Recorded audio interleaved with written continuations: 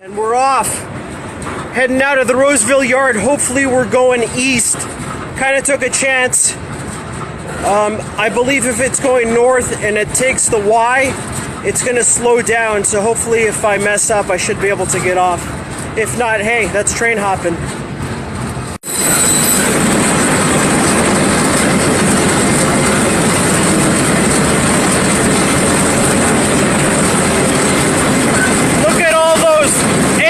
Look at all those locomotives, those DPUs.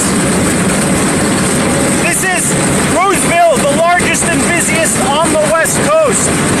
Absolutely monstrous.